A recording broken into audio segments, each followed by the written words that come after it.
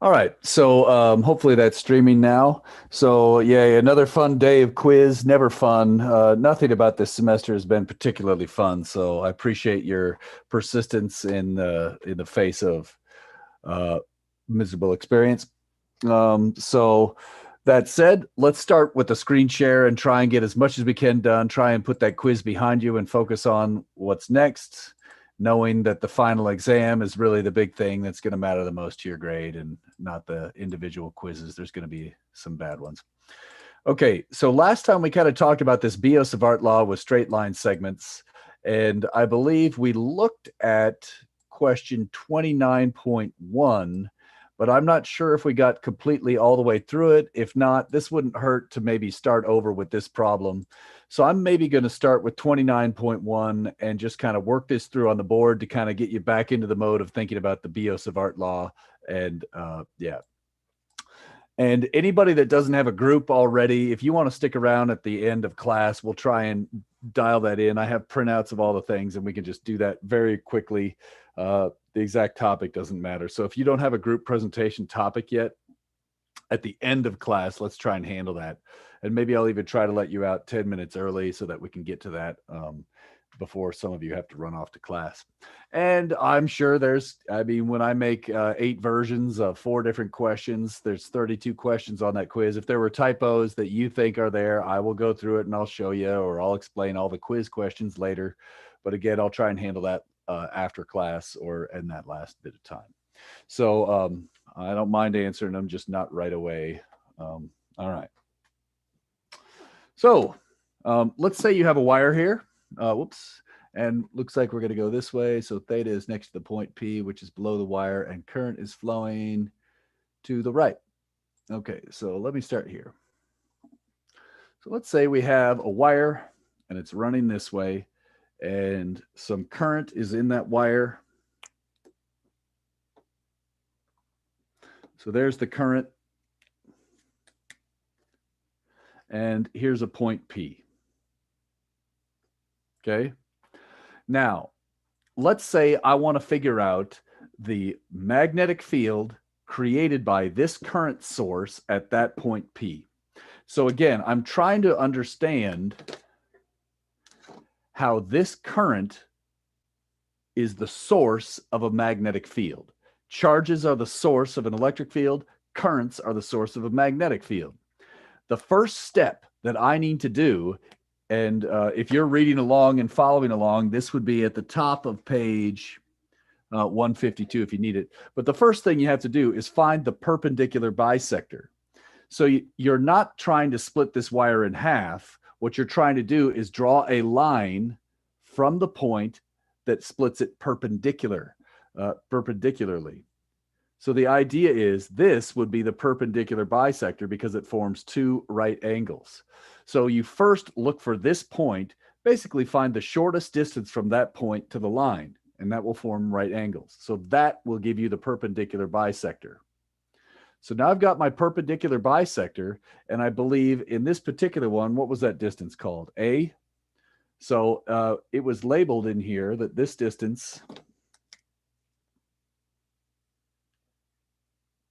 was the distance A. Okay, so point P is distance A from the wire along the perpendicular bisector is how you could describe that. Now, in this particular case, we're told that this length right here is at 2 or 1? L2, length 2. This length right here is L1. Okay, and so you could also draw it like this. This could be some angle I would call theta. I think I called it theta 2, just confirming. Yes.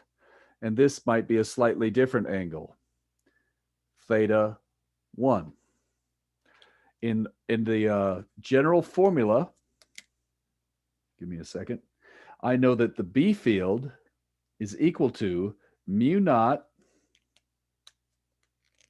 I over 4 pi times the integral of ds cross R over R cubed, or you could do R hat over R squared.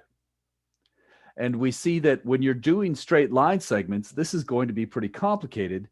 Here, ds in this particular example would be dx in the I hat. It's a small length of wire. ds is a small length. S has units of meters. So it's a small length, but the direction is in the direction of current flow, even though current is not a vector and has no direction, technically, mathematically. We know that from a practical standpoint, current's flowing that way, even though strictly speaking, current is not a vector. Fine, current density is a vector. Great. Now in this case, I need to go, what is this vector R? Let's color code this thing. That goes from the source to the POI. Now I'm having trouble getting it all the way through there. Let me just go all the way. So that would be the R vector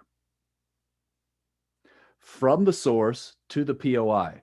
So in this case, the R vector would equal, it's going to be negative X in the I hat minus A in the J hat. So I'm assuming right now that this is my origin. If that's my origin, this distance right here would be X.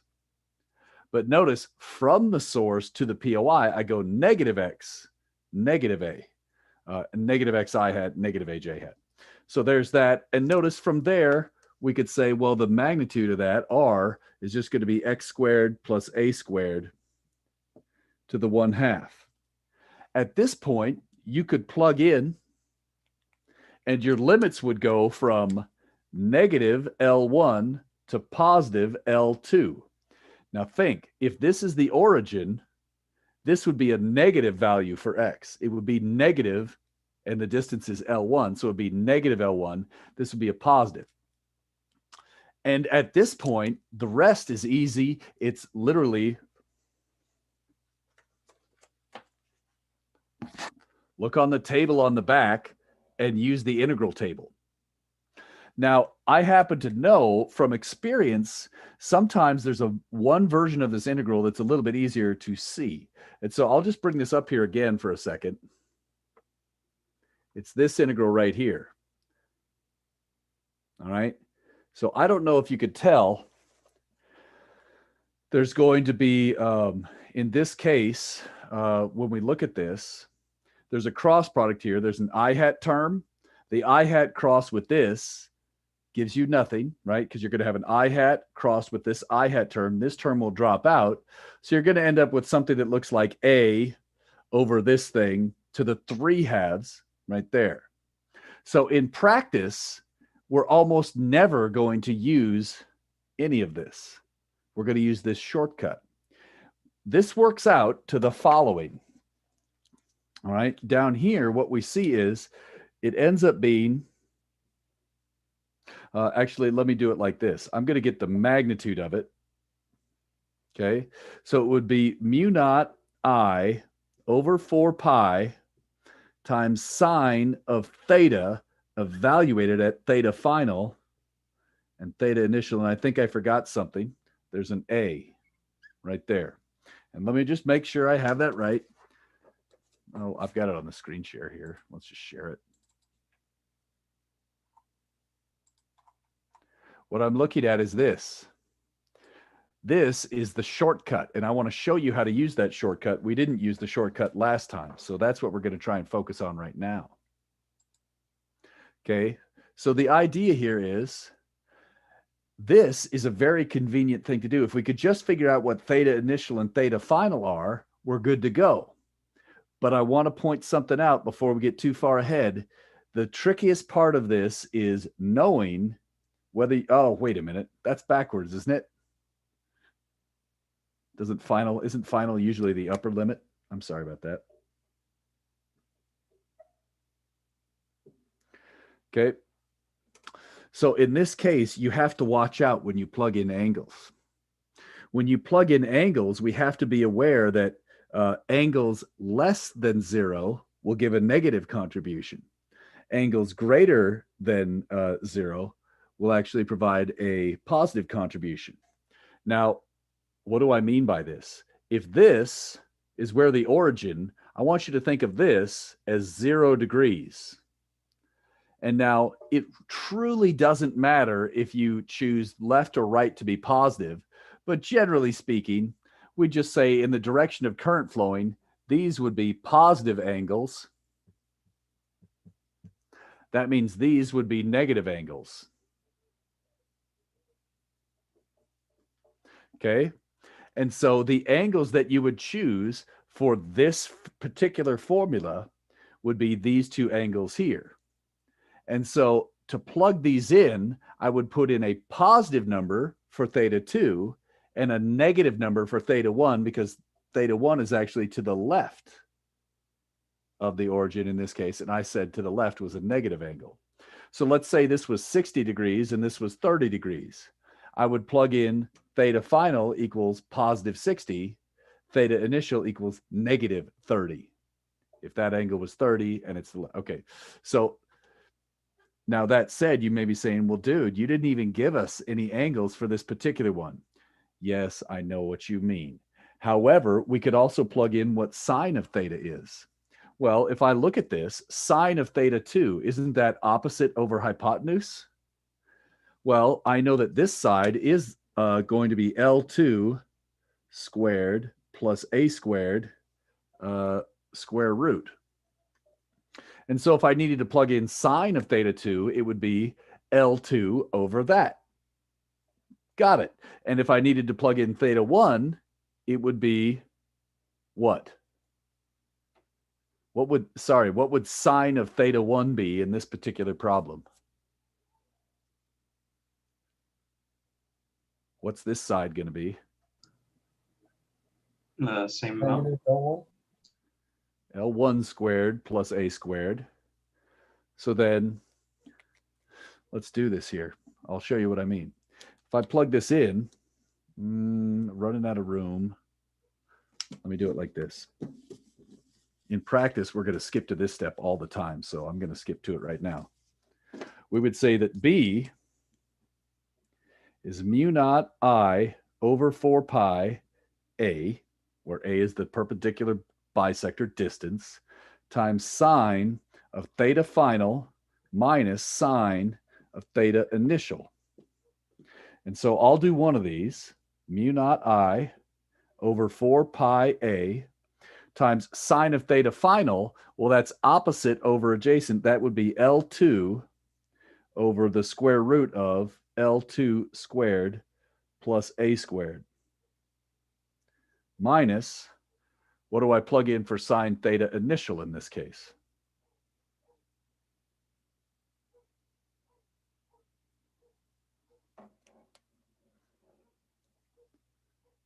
Negative L1 over root L1 squared plus A squared. Nice job. I was trying to trick you to see if you'd remember to say negative, and you did.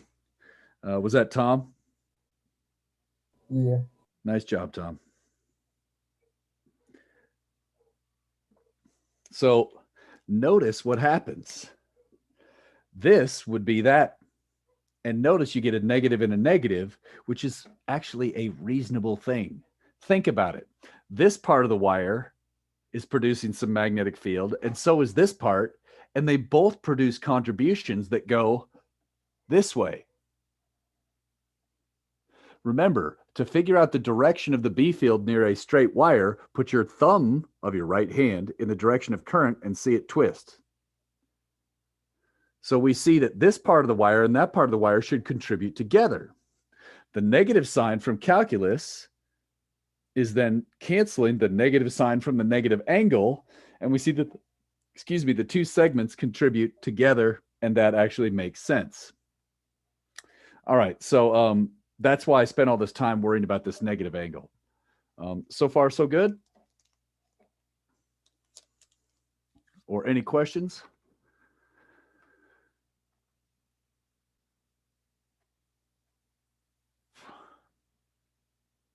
Okay, so I guess we could be a little bit careful here. let's do this. Notice this B is not the magnetic field. What is it? It's magnitude. It's the magnitude. So if I wanted to get the magnetic field vector, I would use a right-hand rule for the direction. And that would be the easiest way to get the magnetic field for straight wires. We use this shortcut trick to get the magnitude, and you get the direction with the right-hand rule. Okay. That's one type. And so, to be honest, most of the time, we are going to have only two types of wire segments, straight lines or circular. And so this will handle all the possible straight line segments you could think of. But I'm actually going to show you some tricks so that you sometimes don't even have to do this. More on that later. Let's move on to the other type of segment, circular. And that would be, I think, the next question. Before we move on, can you show us how to find the direction of the magnetic field one more time? Yep. Take your thumb of your right hand and point it in the direction of current. Notice that above the wire, it's pointing, my fingers point out of the page. That means above the wire, the magnetic field is out of the page. Whereas below the wire, it's into. Is that good? Yes. So how would we notate that then?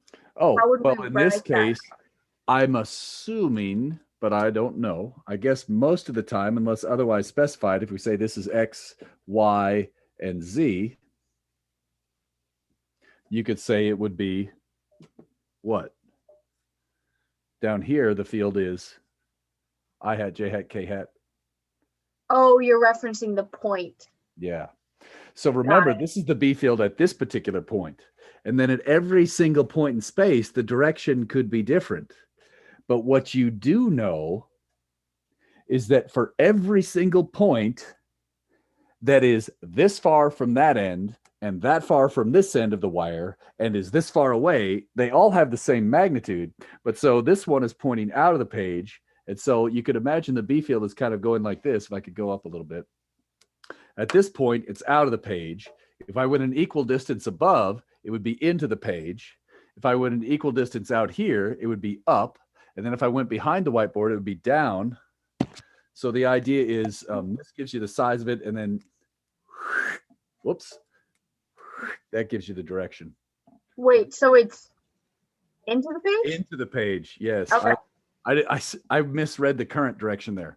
Sorry about that. Okay, so it's into the page. Below it's into. Sorry about that. Below it's Okay. into right here. That means above it's out of. Okay, thank And you. then over here it would be down, and that means back here it would be up. Is that good? Yes, that makes sense. Thank Right you. on. Sorry, I mixed up the current halfway through the explanation there. All right. Yeah, good stuff. So let's go on. So that's straight wire segments. Great. Hey, this is cool. What's happened? What happens to these angles as you go to infinity? Think about it. If this segment gets longer and longer and longer, what happens to this angle? It increases. To what value? 90. Yeah. So if it was infinitely long, wouldn't this be positive 90 degrees and negative 90? The negative, it'd be 1 minus -1, right? Which is 2. mu naught I over 2. So if you have an infinitely long wire, it's mu naught I over 2 pi A. So if you have a very long wire, the magnetic field has this magnitude. Got it. So this is so messy. I'm going to erase this and write that down again, just so it's very clear. It's a big deal.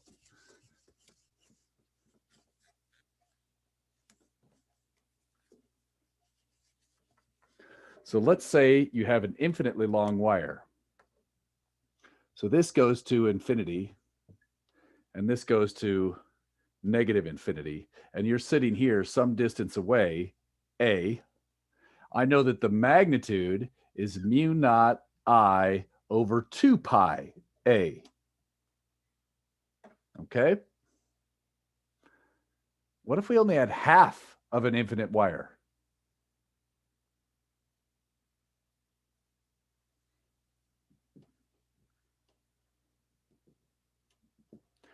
And it helps, before we go on, to remember where this came from. Actually, before we do this one, let's walk through what Tom was just doing there in case that didn't make sense. We said, I think it was Tom, but whatever. B was mu naught I over 4 pi a times sine of 90 degrees minus sine of negative 90 degrees. He said this is -1, this is +1. 1 minus -1 is 2, and that's where he got mu naught I over 2 pi a. So let me pause. Does that make sense? The angle is essentially 90 degrees, and this angle is essentially -90, and that's why I plugged in those numbers there. Is that okay? I hope. Okay. So now what would a half infinite wire look like?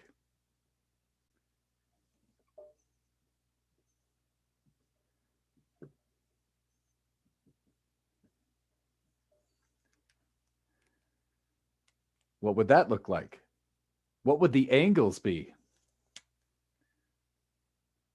This one's still approximately 90, and that's theta final. What's theta initial? 0. 0.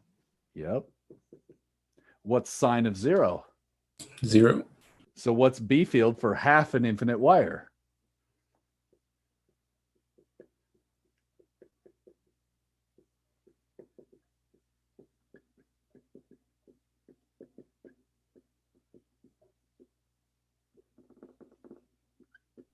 Is that just 0? 1 minus 0. Oh, 1. Now check this out. I know this is going to seem crazy. If you have a full infinite wire, it's over 2 pi a. If you only have half an infinite wire, it's only over 4. It's half as big. It's half as infinite. So now this is a little bit confusing to students at first because you're like, wait, it's still infinitely long. So now we see just why it's important to emphasize the perpendicular bisector. Lengths for wires for magnetic purposes are all relative to the perpendicular bisector. So you could have 0 length on this side, or you could have infinite length on that side, and we would not call this an infinite wire, even though it's infinitely long. It's a half infinite wire because it stops at the perpendicular bisector and only goes to infinity in one direction. Does that make sense what a half infinite wire is now? Maybe? I hope. Let's go even further with this craziness. What if I had this situation?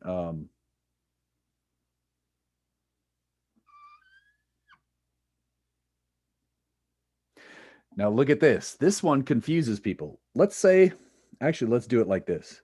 Let's say this is your wire segment. It's carrying current right there. And let's say this is my point right here. Okay. Where is the perpendicular bisector? Extend this line to infinity. Now you can draw the right angle. Notice the perpendicular bisector need not actually touch the wire. I hope that's sinking in. Now notice this.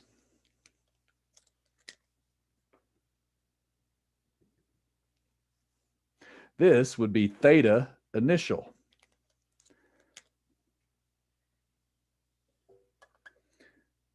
That would be theta final all the way over. We would get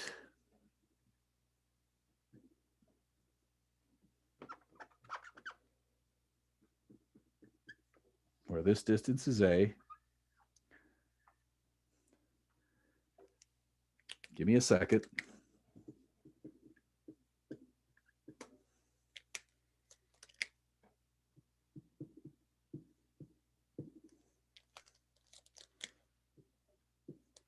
that is the equation.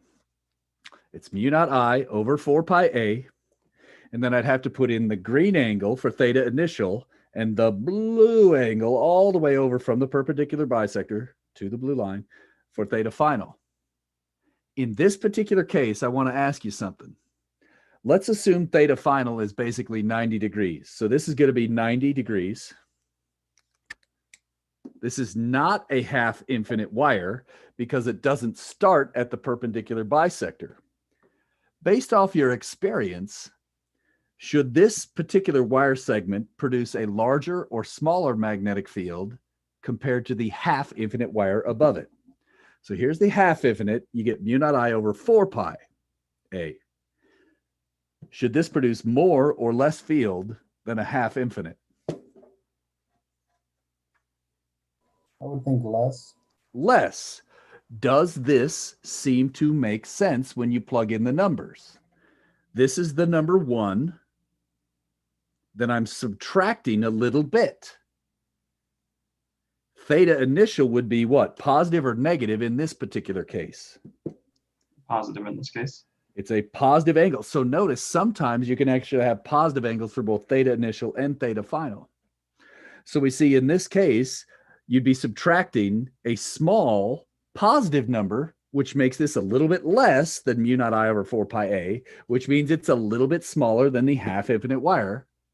Makes sense. So you could even do this when both angles are on the positive side or both angles are on the negative side. The trick is make sure you get the sign of both angles correct. I don't care which side you call positive. Nobody else does either. All that matters is this. If both angles are on the same side of the perpendicular bisector, make them both positive. If one of the angles is on the other side, make one of the angles negative. And then forget about the sign that pops out on this. Get the direction with the right-hand rule. And that is the fastest way to deal with line segments.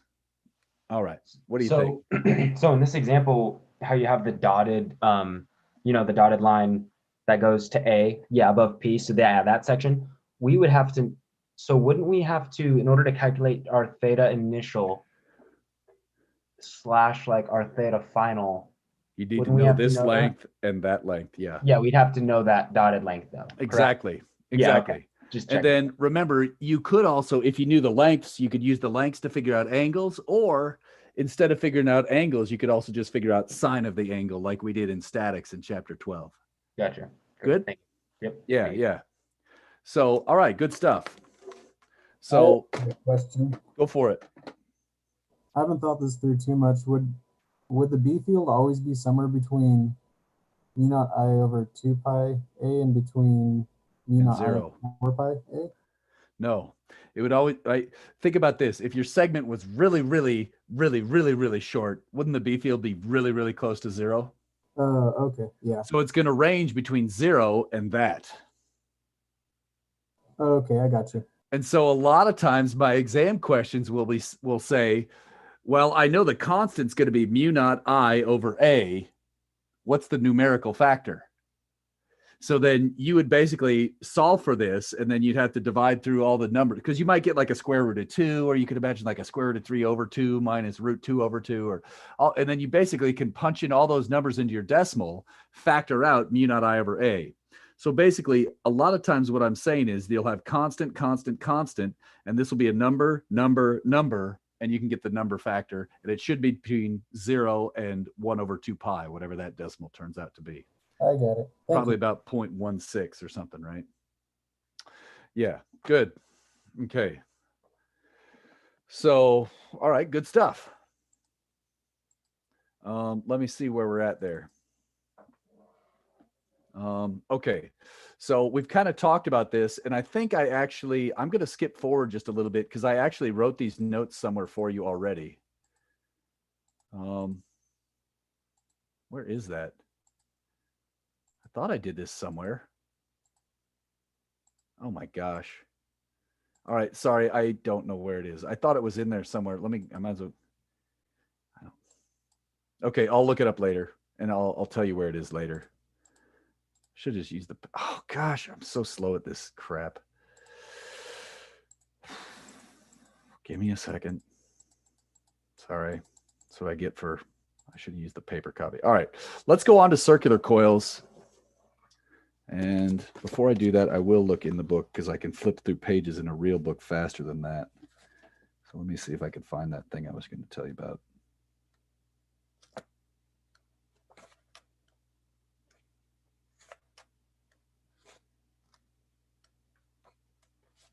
Jeez, I have no idea.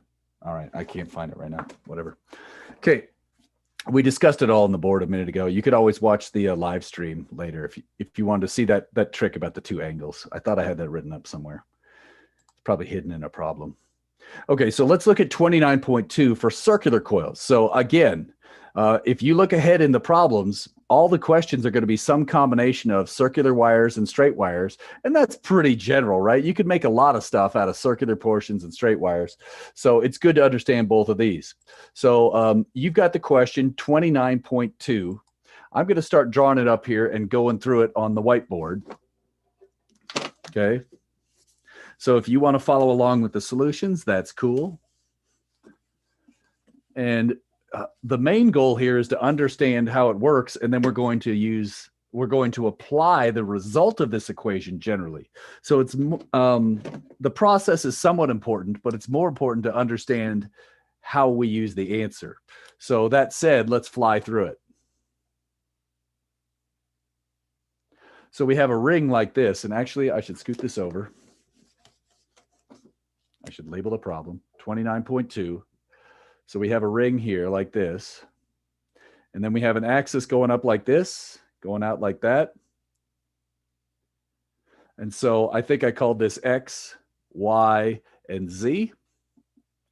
I'm just going to double check. Better to double check before we do a bunch of math and have to rechange it.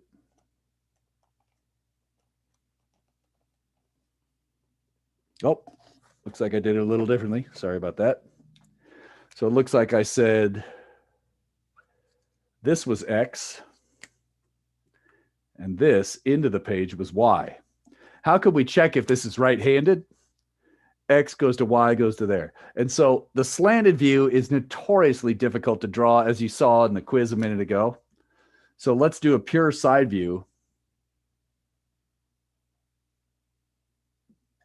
That way's X, that way's Z. So notice that into the page would be the Y direction, right?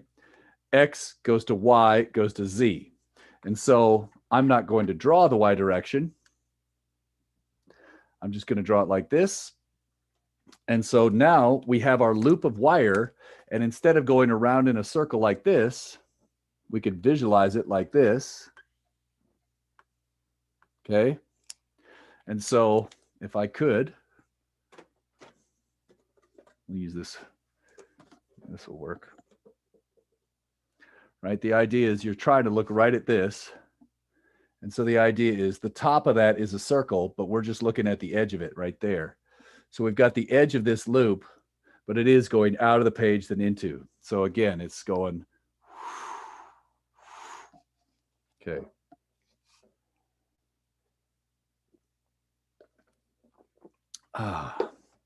Okay. So at this point, let's see, current is going that way. All right, that's fine. So this particular example has current flowing this way, which notice that would be this direction in this picture. Yep. All right. And so now trying to figure this out, we would want to try and write down B is equal to mu naught over 4 pi I ds cross r vector divided by r cubed and integrate over the entire length of the loop. So I ds cross r over r cubed or cross r hat over r squared. All right. In this case, what's a good name for this current direction? It's going around a circle. Is it r hat or is it not r hat? Like, are you asking what like ds is? Yes. What's ds? Would it be r d theta Yes. or your d theta? It's capital R d theta, where capital R is the radius of this. So notice it's not little r d theta. It's capital R d theta, where capital R is the radius of this ring. But this still isn't right. Do you agree? Theta hat. It's either plus or minus theta hat. And let's see. When I go from X to Y, let me do a polar view of this. If I viewed this on top, so again, look at this and imagine you bring it forwards. Do you agree? This would be X and this would be Y. And so if we looked at this down from above, you would see the entire ring like this. And now current would be flowing this way at the bottom. Is that the theta hat direction in the normal mathematical sense? Negative. It's negative theta hat. Now, again, this is just for practice mainly. I'm going to show you some shortcuts when we get done with this. So if you're like, oh, shit, I got to know theta hat. Oh, my life is... Chill out. All right? Just chill out. We can get there. The goal is to use the result of this. That said, I hope you agree that if you look at this from above, current is not flowing in the traditional mathematical theta sense. It's going in the opposite. That's why I said negative theta hat. Okay. Now, in this case, let's look at this. How do we get from here up to a point on this axis? Well, I need to go radially inwards and up. So I need to go distance r inwards and distance z upwards. So in this case, I would say that r vector is what?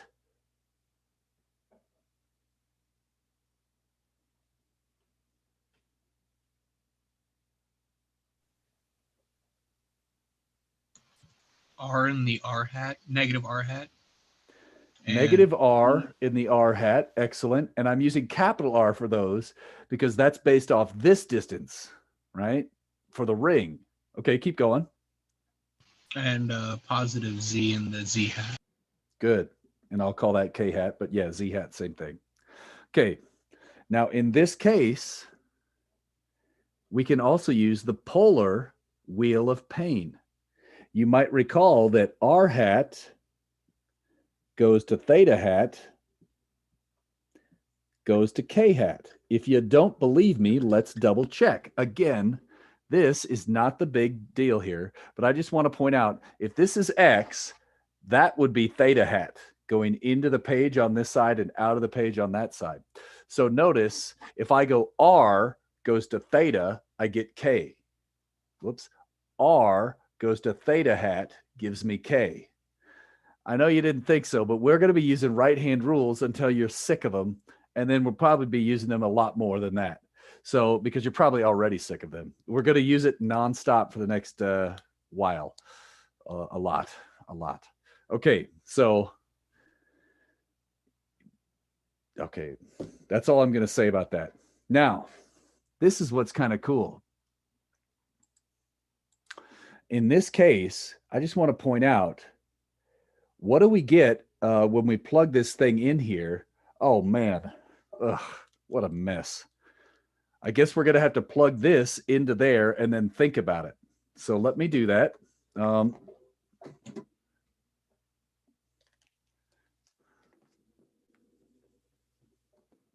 In this case, we're going to get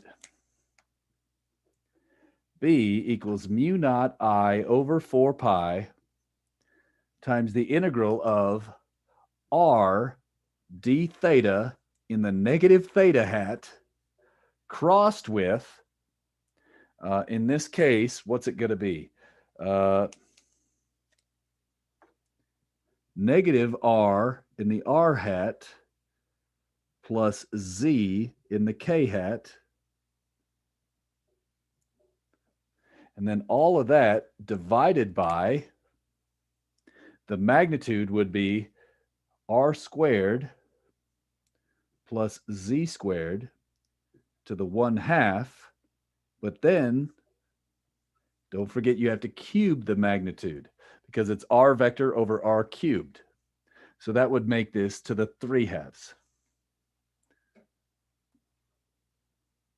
So I'll pause there. It looks horrible. What should you do first? Cross product. Cross product. Excellent.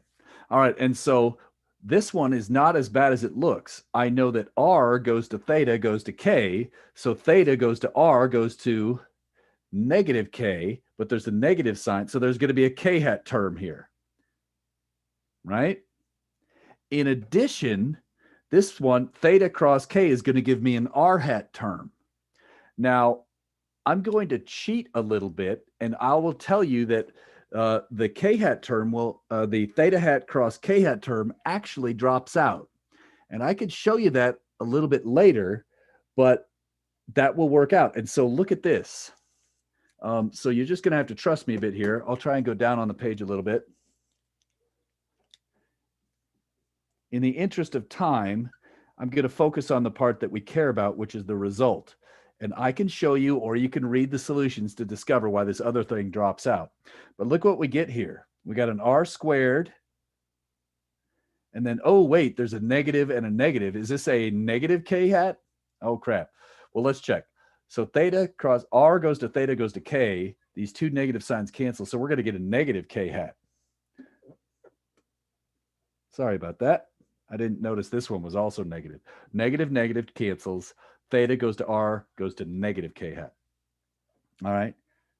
So there's an r squared. Oh, wait, let's get the integral in there.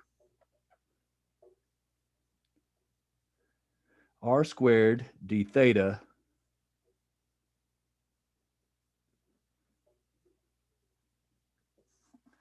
r squared to the 3/2.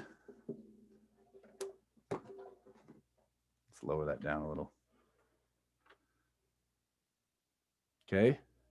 So in this case, and then there's another term, but you just have to trust me when I'm saying that term drops out, it cancels out. Look at this term. Looks ugly, right? What things are constant in this particular integrand? Everything. Everything. Isn't that sweet? So it all factors out, and you get this cool result right here. Mu naught I r squared. In this particular case, it was negative k hat divided by r squared plus z squared quantity to the 3/2. And then there's a 4 pi, I think, somewhere. Ah, but wait, when you integrate, you get d theta, which is a 2 pi. So you end up getting a 2. So again, when you integrate d theta from 0 to 2 pi, all the way around the circle, you're going to get a 2 pi. And so this is the result that I wanted to focus on here. That is true for an arbitrary point somewhere up here on the axis, just somewhere up here around a circular portion of wire. So far, so good. Pretty intense. And notice what happens if z goes to 0. You get r squared over r cubed. You get this next interesting result. So let me do this up here.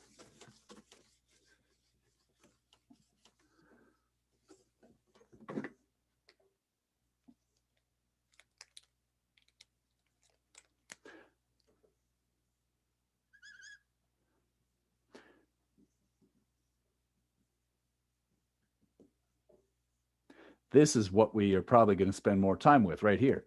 Let's say you have a circular coil and you're sitting at the center. That just means z equals 0 in our previous result. We get the magnitude is mu naught I r squared over 2 times the quantity r squared plus z squared. Wait, z is 0 to the 3 halves. Well, this becomes r cubed, that becomes that. We get b is equal to mu naught I over 2 times the radius. Okay. So there's lots of ways you could think of this. One thing that I remember is, isn't this almost the same as the straight wire? The straight wire had a pi in it. Now you could say, oh man, how am I supposed to, why does a straight wire have a pi in it and the circular one has no pi in it? You could say physics sucks and it's hard. That's why. Or you could remember that mu naught is 4 pi times 10 to the negative 7th and say, secretly, this does have a pi in it. And the straight wire, the pi cancels. So physics is extra annoying. Whatever works for you works. Or you could just read the equation sheet on the back because you got it when you're taking your quiz anyways.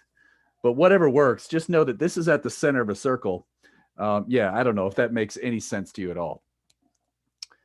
How do I get the direction? The direction is, instead of grab that, well, you could do grab that wire. In this particular one, I think we had a current that was flowing this way, right? You could grab that wire and notice inside the circle, no matter where I grab it, my fingers are pointing into the page. The other thing you could do is curl your fingers in the direction of the current. And notice when I do that, my thumb is pointing into the page. So those are the 2 ways people use to figure out the direction of the B field at the very center of a wire. Now, let me ask you a trick here. Well, you know what? Let me just pause. That's a lot of stuff. Whew. We should take some questions and then take a break, right? It's been a while. Any questions before we take our break? Yeah, I have one. Sure. Maybe I missed it, but we have the cross product of 2 things, and we got the negative k hat, the first thing, but what happened to the negative r hat thing? Oh, I was cheating and telling you it drops out.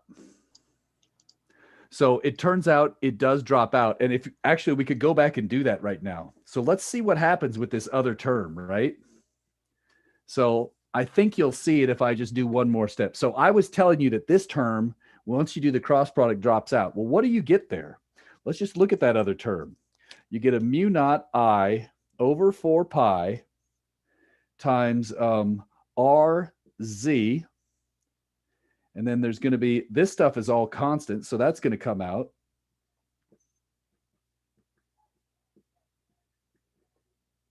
And then you said times the integral of negative theta hat cross k hat times d theta. Agreed? Yes. Now, when you do this one, theta hat cross k hat. Well, let's do this again. We know that r hat goes to theta hat, goes to k hat. So what's theta hat cross k hat should be R hat. negative r hat in this case, because there was an extra minus floating around, right? I think because it was negative theta hat. You said it right, and I skipped a step, but you're good with that? Yes. Okay. Well, what's r hat by definition?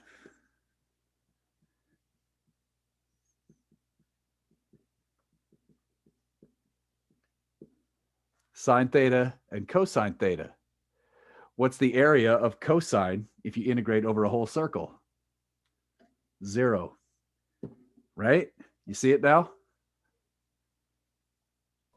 Okay. That's So it's not that you, yeah. So what would I have to do? I guess here's the trick. I don't know if this makes sense to you people. This might be easier. A lot of people have trouble with theta hat and r hat, and I didn't really want to focus on that. I wanted to get to the result. But you could always do this trick. Take your theta hats and r hats and convert them into Cartesian form. The main advantage of Cartesian form in calculus land is that Cartesian hat vectors pop out of the integral. But we see that polar ones do not. Polar hat vectors are dependent on the angle. And so when you integrate over there, you have to do the cross product first. And then, is that good enough, Tom? Yeah, I get it. I can just follow the rule and not. Yeah. Not Yeah. And then when you plug in the limits, you'd be like, oh, I get 1 minus 1 Okay, is 0. And here you'd get, yeah, or whatever. Yeah. I got it. Thank you. I Yeah. just want to make sure. Yeah, absolutely. I glossed over it, and that's the explanation. I wanted to get to this result. All right. That's good stuff. All right. All right, let's go ahead and take that break. Sorry it took a little long to get there, but let's take our break and we'll come back at 6:10, 25 more minutes. You'll be done with this class. One more day closer to done. Okay.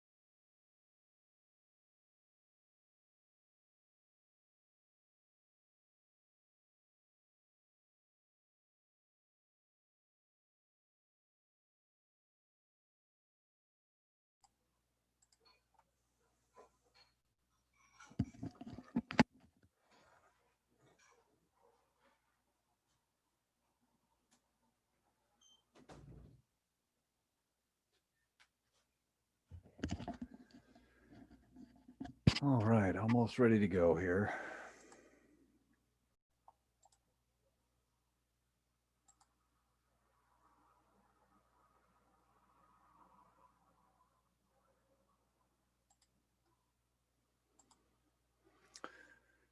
All right, so all right, so you're probably about ready here. It's okay, it's after 6:10. Let's see here. Oh gosh. Okay. So before I forget everybody, the next quiz is on chapter 29. I think that's next Monday, right? And so before I forget to give you this heads up, I want to remember to tell you right now, I think it's heavier on the Biot-Savart law, meaning the stuff that we're doing right now over and over again, that will be the focus of the quiz. And I think there's like maybe one question that has a little bit to do with Ampere's law as well. But I think if it's a 4-question quiz, I think at least 3 of the questions are dominated by Biot-Savart law. So my reason for telling you that is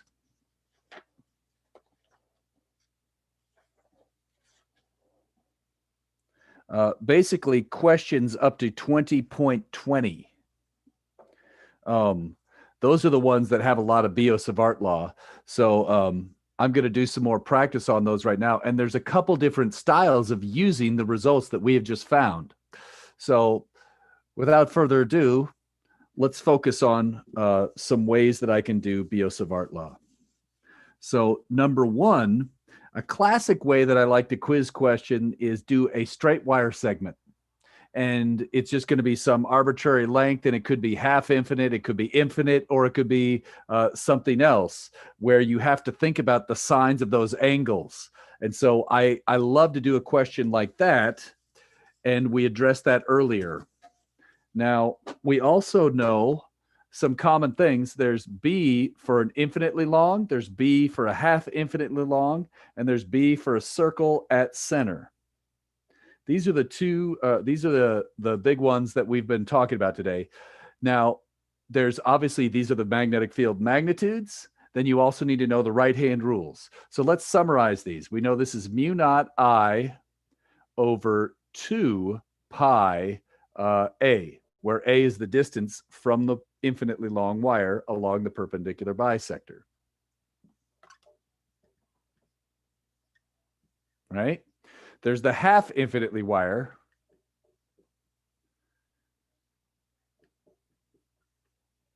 where that is only one direction out to infinity, where this distance is A. Then there was at the circle, and this we found was opposite. It doesn't have the pi.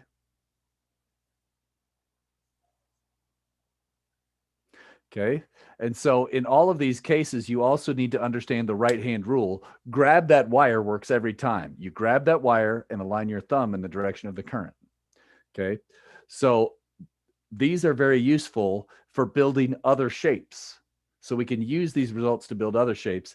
And then I guess what I was saying is sometimes I'll throw in something like this, where it's just some random segment.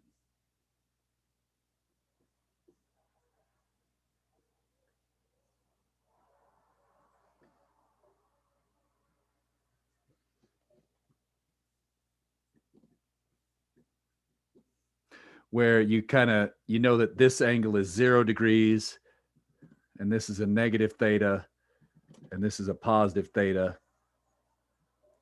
And that's your wire segment like that. And so those are the pieces that we use to build up other shapes. And then what I'll do is I'll give you some weird looking shape and say, okay, figure out the magnetic field from this weird looking shape. And you say, okay, well, there's a contribution from an infinite wire, part of a circle, and I've got this one, and I'll add those pieces together and see what I get.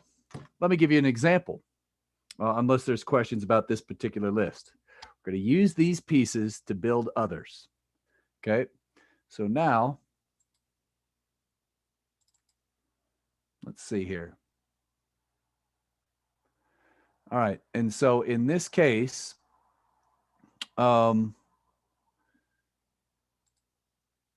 Let's look at 29.3. You got a wire that's bent into that configuration shown. The wire carries some current I. The straight segments are so long they may be considered to go on to infinity. The curved section has angle 60 degrees. All right. Any thoughts? I'll give you a second to work on this. You could chat with your neighbors if you need to, okay?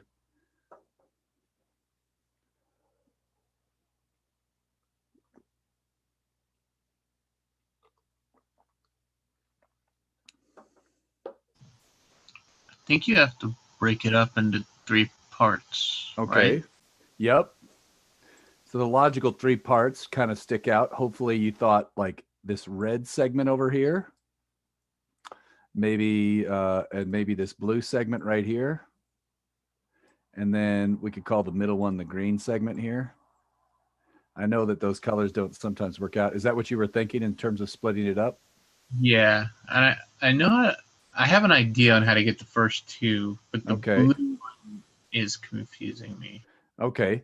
So let me ask you this. Okay, let's start with one that you felt pretty good on, the red one, right? Was that Nick? Yeah. Okay, so how would you approach the red one? I would use the law that we had on the second part. Whatever it's called. Okay, let me Half. Sorry. yeah, it's a half infinite, right? Yes. Exactly. Look again at that other segment. What does it look like? Well, it would be a half as Exactly. well. Oh, okay. Isn't that cool? So Yeah, again, Reorient. Okay, I see. So this is a perpendicular bisector. That means that's a half infinite wire. This is a perpendicular bisector. So you have 2 half infinite wires. Basically, you have an infinite wire plus a little bit. Does that make sense? Yeah. Okay, so then somebody else, what will we do with this green portion here that I'm outlining here? How would you handle that?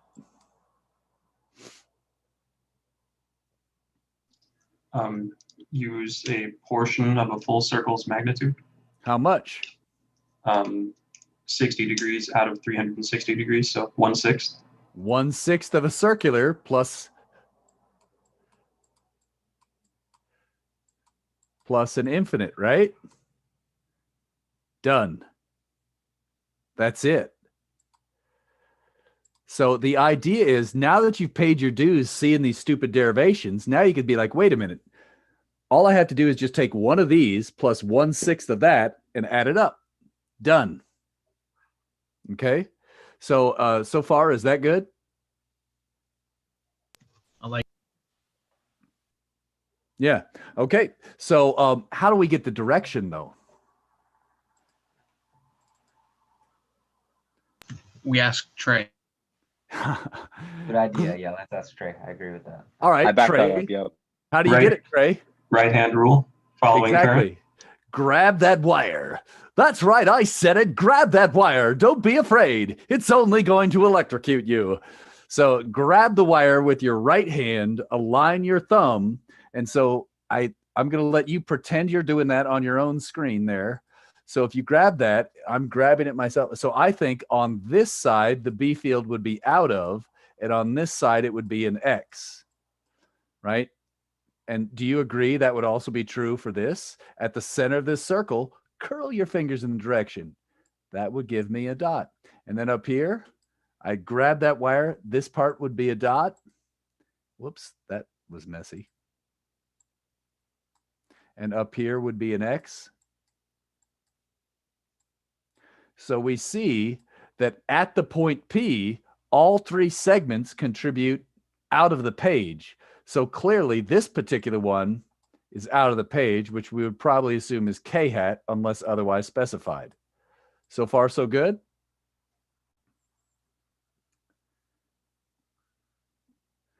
All right, let's move on. Let's go to the next one. Whoops, let me clear that. And you could ask if I'm going too fast. Ooh.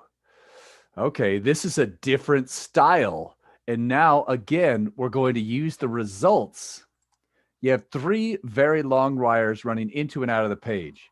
Does that sound like an infinite wire or a half infinite wire based off what you've just read?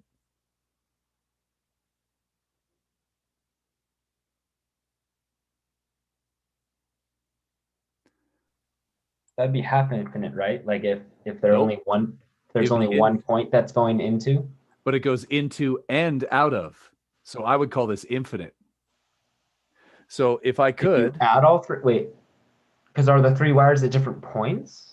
so let me do it this way. So with this one, all right, you guys have got this down probably. I just need the whiteboard now. I gotta. Oh, I get it. If you add those up. Yes. Yeah, So yeah, here yeah. we have a wire here, a wire here, and a wire here. And the idea is they're going infinitely far into and out of the page. So yeah, so they're going, and we're sitting right here. So to be honest, that's the perpendicular bisector to the wire, except I can't, it would be like this, right? So the wire is like this. And so this is the right angle of the perpendicular bisector right there. Does that make any sense? The wires are going this way infinitely far. All right. And so if they go infinitely far, here's the perpendicular bisector right here. Got it? Does that make Okay, it? so they're going infinitely far at each of those points. Like they're going in and out at all 3 of those points. This is not a point. It's a wire that's it's like a infinitely long line. Yep. Okay. And so But go in ahead. in the drawing, why is there X's and dots at I? Because this means current flows Oh, that way on that wire, and this one that says makes current. sense. Got it? Okay, my bad. Yeah. So I yeah, was thinking the same thing. yeah, exactly. And so that's why we're doing this, because this is a variation. It looks totally different than the last problem, but it's actually exactly the same. So now I'm just going to look at my solutions because I color coded this. Oh no, I used blue for 1. Okay, I actually wrote this down for once. So this is going to be I1 is into the page. And then green is 2, which is over here.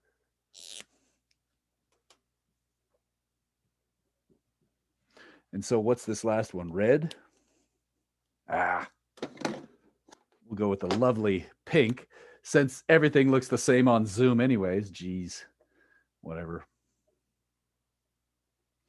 Oh, wait, that's I3, I think. Okay.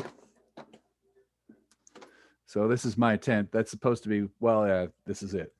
So now the trick is, which way does the magnetic field point over here at the point P?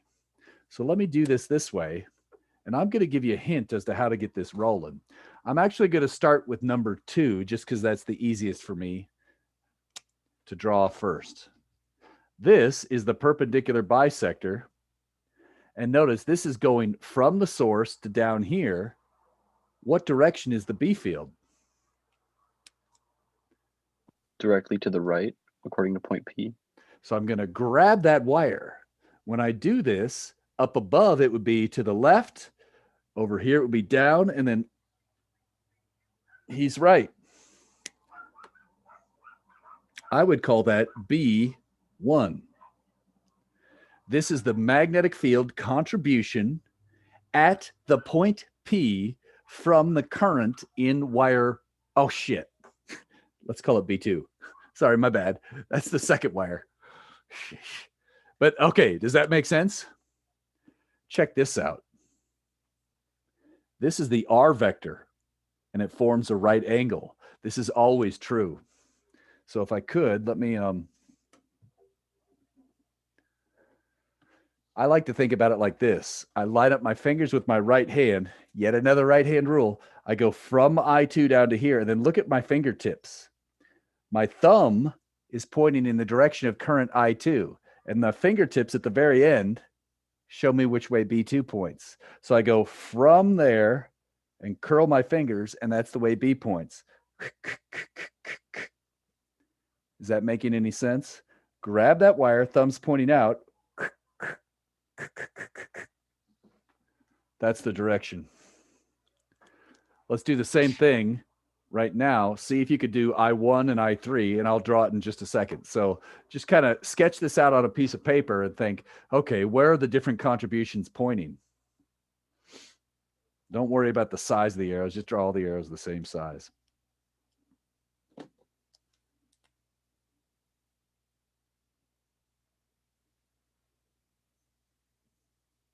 I'm thinking down to the left.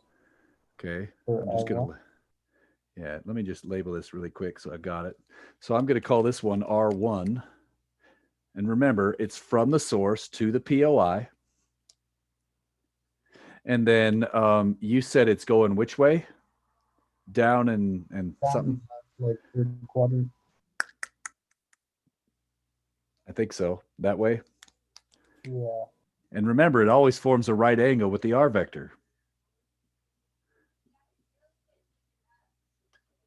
B1. And then give me a second.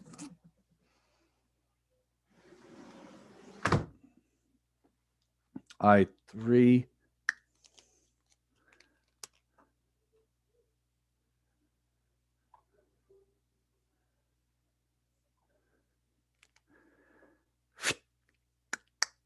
Up.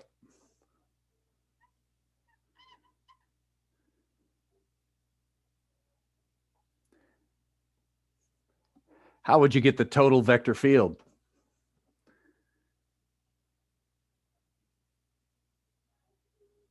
How would you get the total field at this point? You could do vector addition, but That's it. wouldn't it be a weaker field from that top left one because the R is greater? Okay, that's a good question. Let's read the problem statement carefully.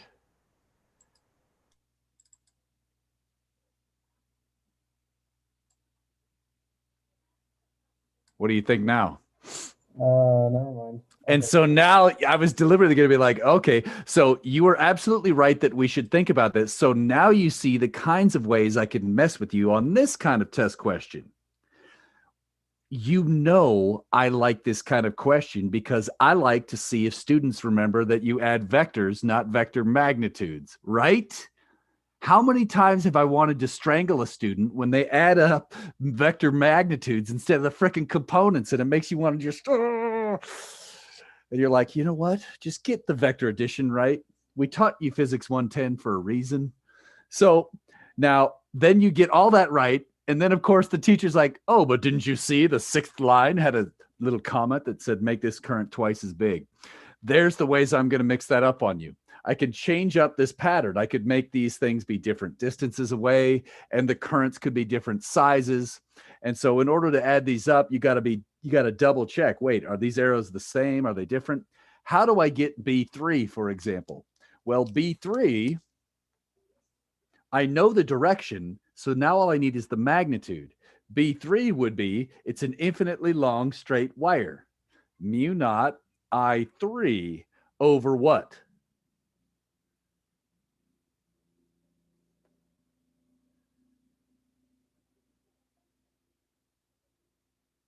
Two pi, 4 pi, or 2? 4 pi A.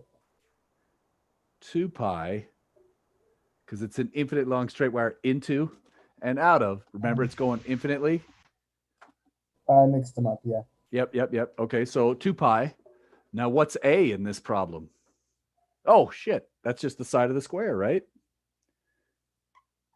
Done. So that's one of these vectors. How would you get B1? That one looks a little trickier. A really quick question. Go ahead.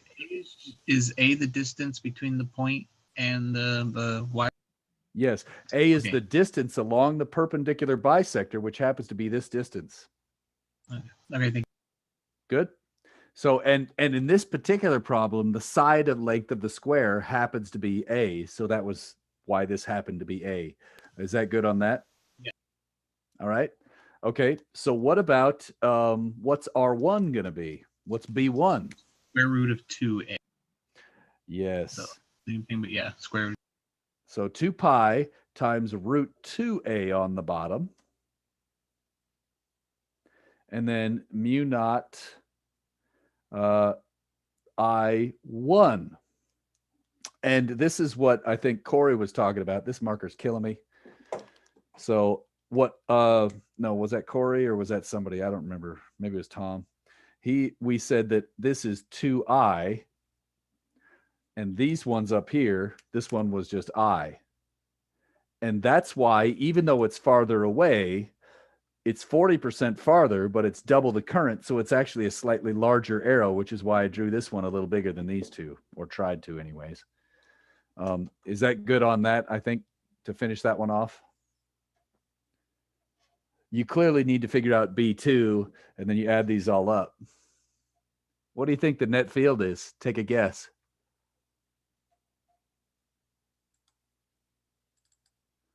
Let's go look at the solutions.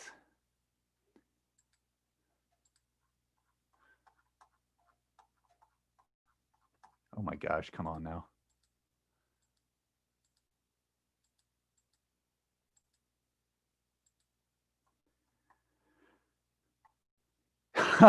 Isn't that awesome? Oh, yeah. I did not intend this. And so I went through all this work and I'm like, are you kidding me? I wasn't even thinking about this fact. I'm like, oh, it's root 2.5. And then because I happened to double that one current, it canceled. I'm like, are you kidding me? Oh, geez. So notice we get this root 2 over 2 because of this cosine 45 and sine 45, right? Because that one's at a weird angle. B1 is, so take a second here. Hopefully you agree. Looking at just B1 right here, this is a 45-degree angle because it's from a square. And so a lot of times you just see this.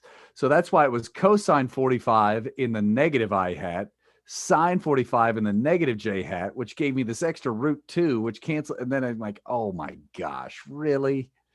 I thought that was funny, so I left it in. I hope you find that funny or interesting or whatever. All right. Yeah.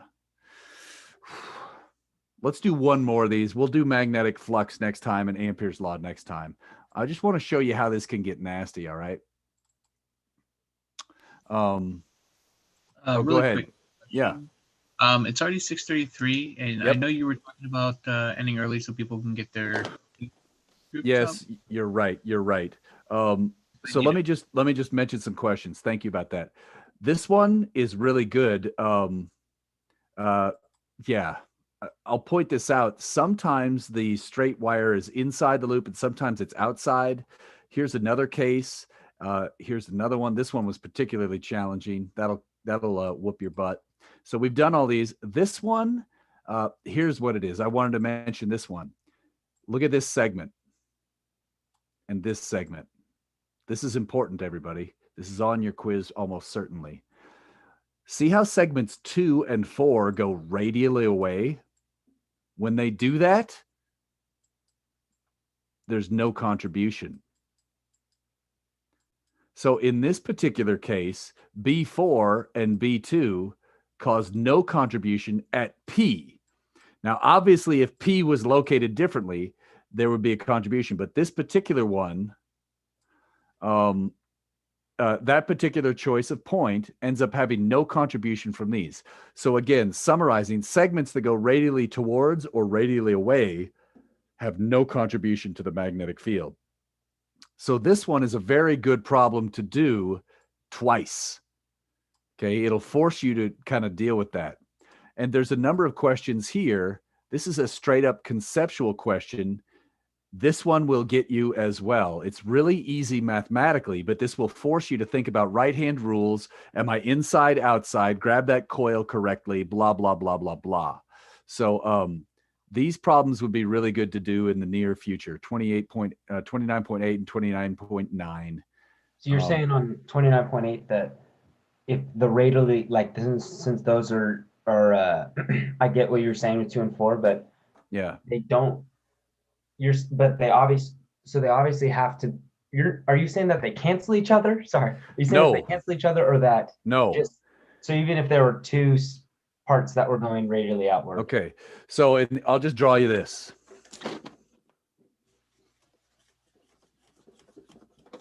just to make this clear. Sorry. So let's say we have this point here, a half circle, and then this point here. And I look at this point. There's segments 1, 2, and 3. What I'm telling you right now is segment 1 causes a magnetic field here. It causes a magnetic field here, but it causes no magnetic field right there in line. Is that good? Yeah, that makes sense. Segment 3 causes a magnetic field here, causes magnetic field, but nothing right there. So this one is Okay. actually just mu naught I over 4R because it's a half circle. Gotcha. Nothing. And it's not that they cancel, it's that they don't contribute anything at all on the radius of the wire. That makes sense. Okay. Yeah. Now, this gets tricky, right? Because you see a problem that looks like this.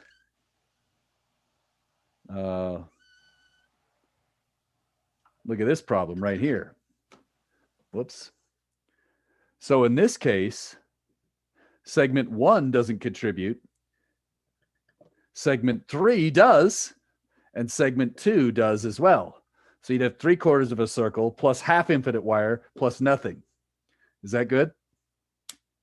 Yeah, so it has to do with if it lies along the bisector. If you could draw a perpendicular bisector to it, there's a contribution. This one, I can't draw a line Since you can't- perpendicular okay. to the wire. No contribution. Good enough? Cool. Yeah, that's awesome. Thank you. All right. Yep. All right. So, and oh my gosh, I can't believe I forgot we were good. Okay. So there's a lot of questions in there. This is going to keep you busy. It's going to be, and the labs that we're doing relate to this stuff too. So, we're going to be working this till you're blue in the face in lab and next week. So, all right. Yeah, that said, let me see. I'll stop the live stream.